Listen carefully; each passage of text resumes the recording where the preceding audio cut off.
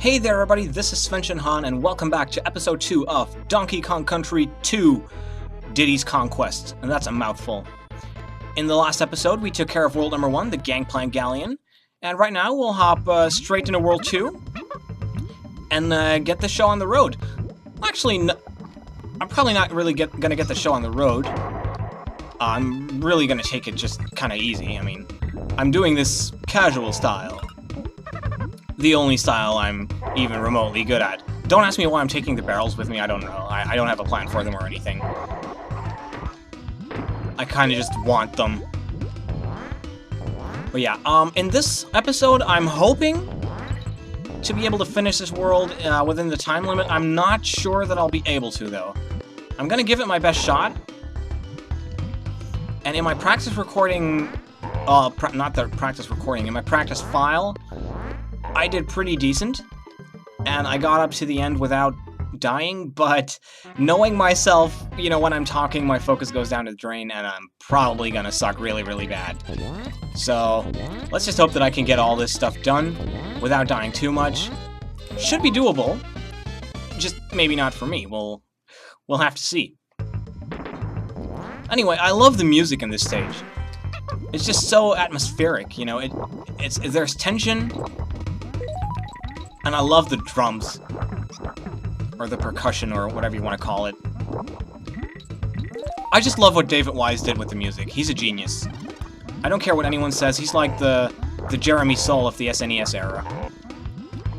Actually, that's funny that I say that, because Jeremy Soule did compose music for an SNES game. He composed the music for The Secret of Evermore, which is something not many people know. Actually, it's probably something a lot of people know, but it's not as well known as his more recent stuff. I mean, he's doing the music for, like, Skyrim and Guild Wars 2 and a lot of other big-name titles. And Jeremy Soule did The Secret of Evermore. But still, I think, just for a Super Nintendo game, David Wise, with Donkey Kong Country 1 and 2, did a better job. I mean, this soundtrack is awesome. Like, every stage is just pitch perfect. It fits the tension, it fits the situation, it fits the enemies, and we haven't even gotten to my favorite track yet, but, I mean, it's kind of like everyone's favorite track, so I'm not original with it. I mean, we all know what we're talking about. It's Sticker Brush Symphony, but, I mean, that's my favorite music in the game. It always has been, and it always will be. But it's everyone's favorite, so I'm not exactly original. But, I mean, there's so much music in this game that you can like. I mean, there is no bad music in this game. I got that one, didn't I? Yes, I did. There is no bad music in this game. So, really, there's no way that you can go wrong. And I like the rap that he does here. Like, changes pitch a little bit from what he normally does. Yeah, awesome music. Okay, and here we have Clubba's Kiosk, which is our piratey dude. Now hear this, landlubbers. Me name is Clubba, and to cross me bridge is gonna cost you many pieces of weight. So yeah, this is basically what the Kremkoins are for. In every world, after the first one, there's one of him. And if you pay him 15 Kremkoins, he gives you access to the Lost World. I am gonna save that for the end of the Let's Play, though. I'm gonna beat the game normally first, and then once I'm at the end, then I'm gonna start with all the Lost World stuff. Okay, well, there goes my no-death run. Failure. Of course, you can all see the bonus barrel there. What you're supposed to do is you're supposed to take Dixie. Well, I say, fuck that. I want to use Diddy. And you can do that. And now, that's easy enough, but then the game does something that it only does once, and it hides the DK coin there, inside a bonus stage where you don't think to look, you know. That's just mean. That's just nasty. Actually, I think it's a stroke of genius. But when I first played this game, I did not know. I mean, in this world, I tried finding all of the DK coins and I failed miserably. I had like 30, and I had no clue as to how to get the other 10. I mean, a friend of mine told me there were 40 in all, but I couldn't get the other ones. I just couldn't. I tried very hard. I tried the best I could with my limited abilities, but, you know, it wasn't gonna work. You can get a quick banana coin there if you need it. I didn't really need it, I just wanted to show you that. And now I'm missing the most basic of jumps, although you don't need to jump on the mosquito there, so that's kind of okay, I guess. I'm kind of sad that I already died. I mean, what's this with me and dying in my Let's Plays? I mean, obviously I was going to die at some point because, I mean, I am practicing this, but it's like not hardcore practice, it's just like I'm running through all of the stages, and I'm kind of doing what I can do to get past all this, but, you know, at the same time, I have been very out of practice, so... oh my god, I keep doing that every single time! That actually pisses me off a little bit, because I think I need Diddy Kong for the next bit. I'm not entirely sure, but... like, I'm gonna try to do it without him, but... so I think it's, like, here. If I jump in this cannon... okay, there's the barrel up ahead. Okay, I can see that one. I can see it. That's fine. And I think I should be able to get it from here. Jump on him and get the barrel. There we go. That's how it's supposed to be done. Unfortunately, there's another barrel up ahead, and for that I think I do need Diddy. But yeah, I'm glad I'm doing relatively well, because I thought, honestly, I'm doing bad enough, but I honestly thought I would have died like 10 times already by the time I got here. I'm glad that I did not. Okay, and I missed a really obvious bonus barrel. I'm gonna have to go back for that. I know which one I missed already. It's actually not that far ahead. I mean, I just need Diddy Kong and... so here I go, missing bonus barrels, and this one was obvious, too. It wasn't like this one was hard or anything. This was a really easy one.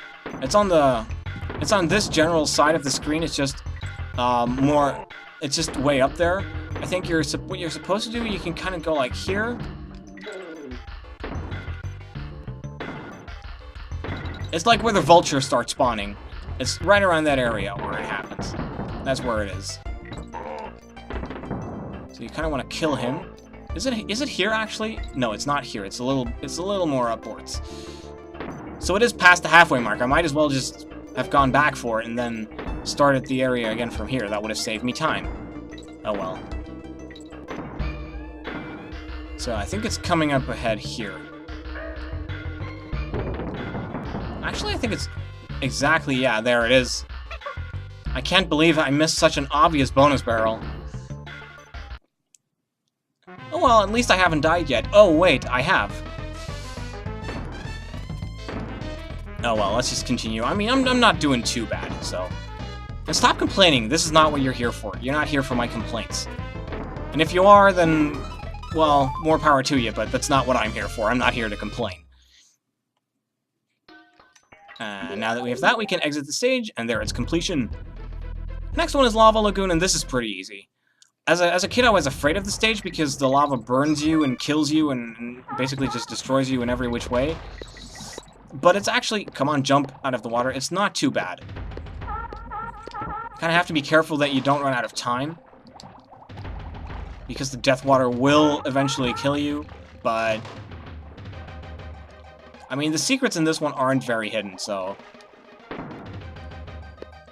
for some reason, I always want to go there. I don't know why. It doesn't save you time. In fact, it takes more time. Now, I don't know why I went for that one. I just kind of wanted to show you that it's there. And I guess I kind of like killing those super piranha guys, because I hate them. But it doesn't really serve any practical purpose. I mean, it runs out before you get to the next tricky bit, so... let's see, what's the best way? I think I always follow the arrow. I don't know why. I think you can go up in either direction. I just kind of like this one better. Whoops. That wasn't supposed to happen. Oh well. And here's the next bonus area. In fact, it's the only bonus area in the game. And it's one with On Guard. I love On Guard. Let's bash in enemies with our very sharp, big nose. I wish I had a nose that big. Wait, no, I don't. Actually, I don't have a huge nose, but I have a very wide nose. Runs in a family, I guess. Yeah, thanks, Dad, for giving me that. I think actually it's not my dad, it's my granddad who gave me it. On my dad's side of the family, but it skipped a generation. So I guess I'm just lucky that way. I mean, I'm pretty sure there's something in every family, like, there's certain traits that run in family and they're passed on genetically. And for some reason, the worst ones always seem to skip a generation. Just kind of to spite you or something, I don't know. And what you want to do here, this is well hidden. I mean, you want to go down here and then follow this road to get the DK coin. And you want to be fast, otherwise the invincibility is going to run out and, well, bad things will happen. But yeah, usually the worst traits in families, they'll skip a generation and be really annoying. That's kind of how they work. I mean, that's why nature designed it that way. To annoy people.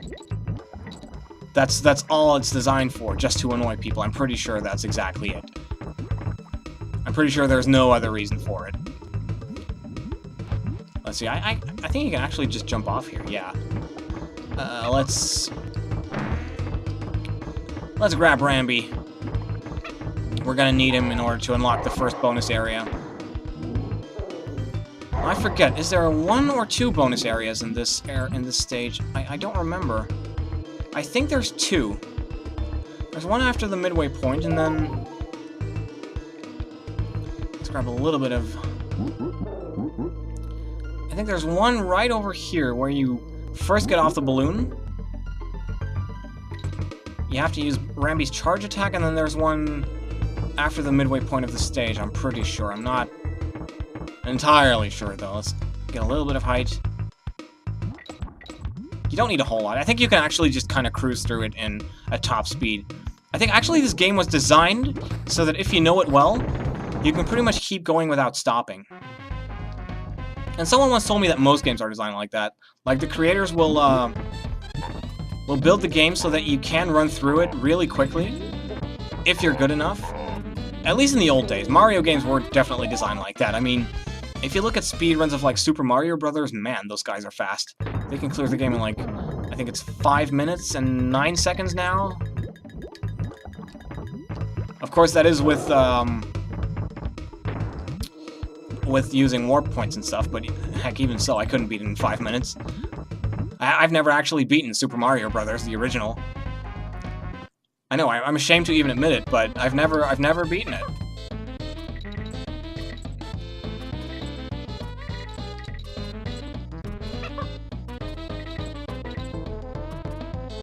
Okay, let's grab some hot air here and grab the remainder of the coins. There we go. Relatively easy one, but it can be kind of tricky, especially because the balloon drops really fast. Okay, now the next bit is kind of tricky because you're gonna want to get this barrel. You're gonna want to grab a little bit of height here, but only enough to avoid that first mosquito, because you need this barrel in order to actually get there. Now what you want to do is once you get here, you want to throw it in that wasp's face, and then you want to throw your partner upwards, and there you go. There's the DK coin, and that gives you everything you need in the game. In the stage, rather. If the game were that easy, it'd be a horrible game. I don't need that barrel to get through there, but I kind of just like doing that. Let's see, I prefer going the highway. I'm pretty sure that you don't have to. Or maybe you do, I don't even remember exactly, but this is easier.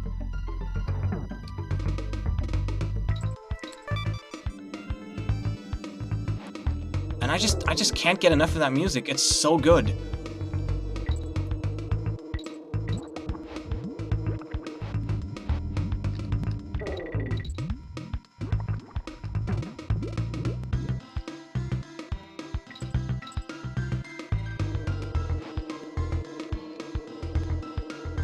Ah, yeah, it's glorious. I love glorifying good game music. I mean, yeah.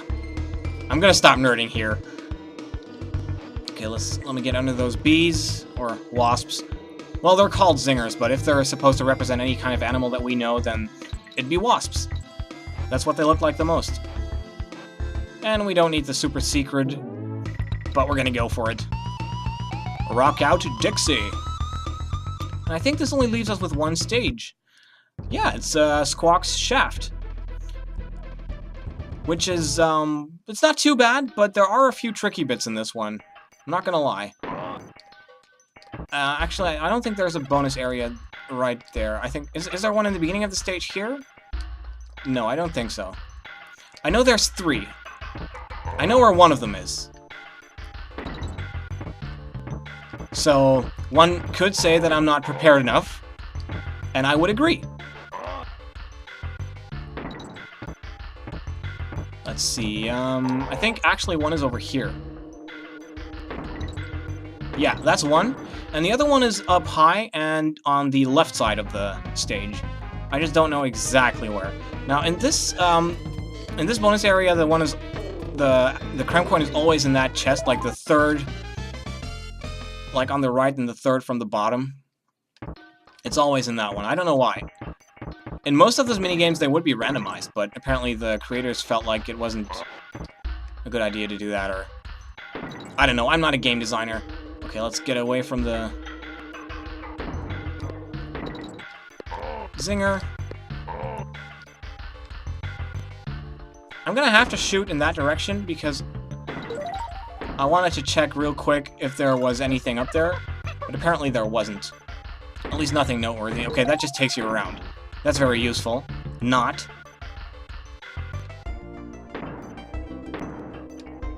Okay, in games like these, it's usually a good idea to start blasting out of the barrel as soon as you can, because in the end, that'll save you time. And a lot of hassle, but, you know, at the same time, it's kind of tricky as well. Okay, so bonus area number 2. And this is the last tricky one, I guess. Well, it's not tricky, it's tricky to find.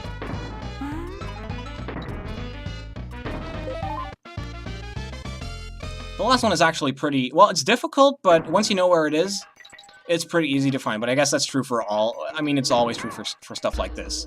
Once you know where something is in a game, it's easy to find. That's just how it works. There's the O. And now we get into the really interesting part of the stage, where you can, where you play as Squawks, who can shoot, like, walnuts or hazelnuts or... I don't even know what they're supposed to be. Like, walnuts, hazelnuts... I like walnuts better than hazelnuts. Hazelnuts are okay, but they're always so dry. Walnuts are a favorite of mine, especially during, like, the Christmas time. And you want to go here. I kind of messed that up a little bit, but, you know, I'm pretty sure the game can forgive me. And there's the last bonus area. And the DK coin. And let's just get this real quick. Destroy them all. I'm pretty sure that you only have to, like, spam your walnuts. Yeah, you kind of just have to spam that attack a little bit. I don't know exactly where they are. They're laid out in a pattern, but... one more. There we go. Head down, you bird. There we go. And that's actually, I think, this world completed. The only thing we have to do... No, don't go back into the fucking bonus area! I'm sorry, I couldn't really see where I was on screen. I was looking at the lives counter. Or the DK coin, I'm not even really sure. Let's just pass right here.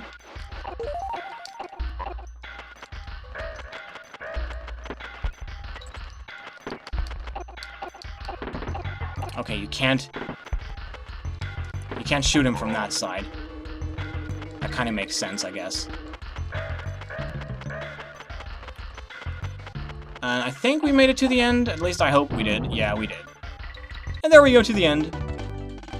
Now, I know we're coming up on 20 minutes, but the boss in this area is pretty easy, so I'm gonna kill him just before we head to the last bit, so... And this is Kleaver, who will shoot fireballs, which are easy to avoid. And then every once in a while, he'll drop like a cannonball, which you can grab. Not too difficult. You can throw him earlier, but I like to wait until he stops throwing fireballs, because what can happen is, like, he'll throw... Okay, maybe you don't have to wait. Whatever. But we're not done yet! Oh no, it's time for phase number 2, where he starts flying and be, like, crazy scary and shit. Actually, I thought he was very scary. When I was younger, this was probably the scariest boss for me to fight. Actually, I'm gonna switch over to Dixie here.